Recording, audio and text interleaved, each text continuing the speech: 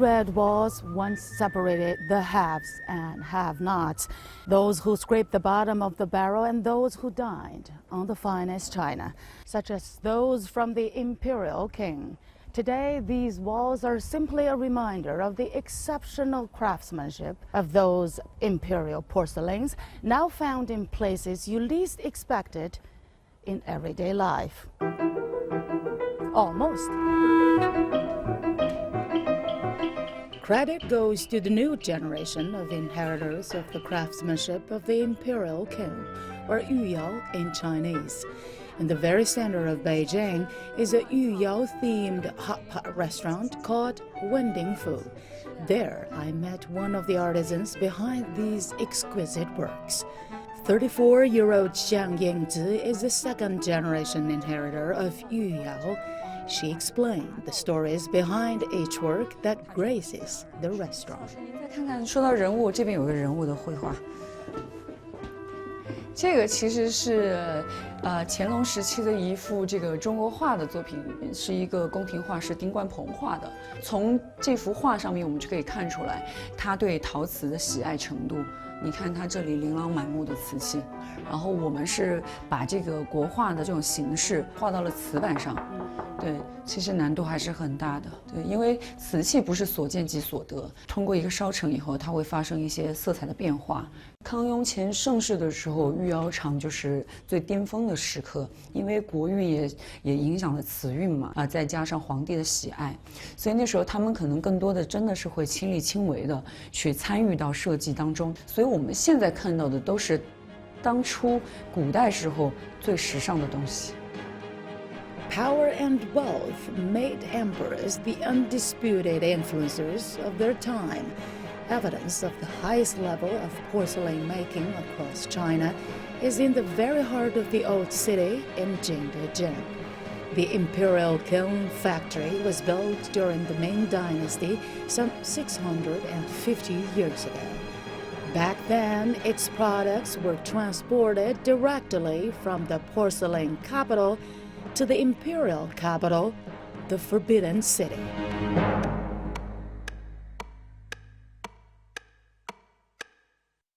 But the enormous complexity of the imperial kiln system led to its near extinction as times changed. Its fortunes fell with that of the dynasties.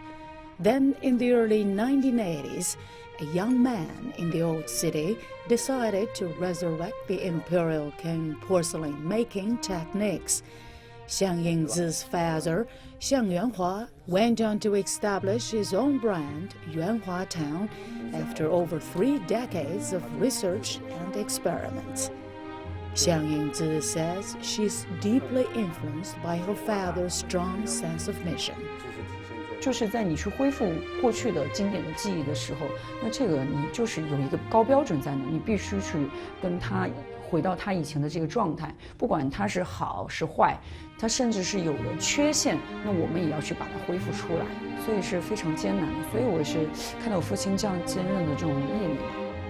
Yuanhua Town has not only become the most popular brand of Chinese imperial art porcelain, it has also led Chinese porcelain manufacturing into a new era with its exquisite workmanship and extensive, profound brand building.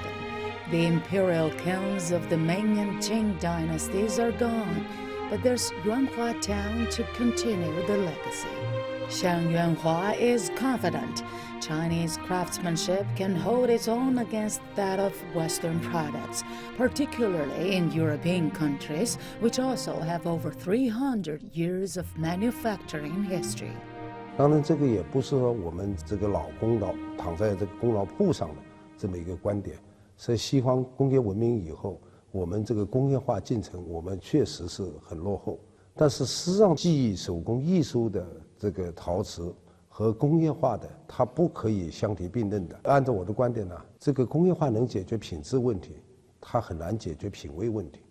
也就是说，印刷的这个书法，它是没有灵魂的，它是不可以给书法家用毛笔写出来的书法艺术是没有办法相提并论的，对吧？所以我们这个瓷器也是。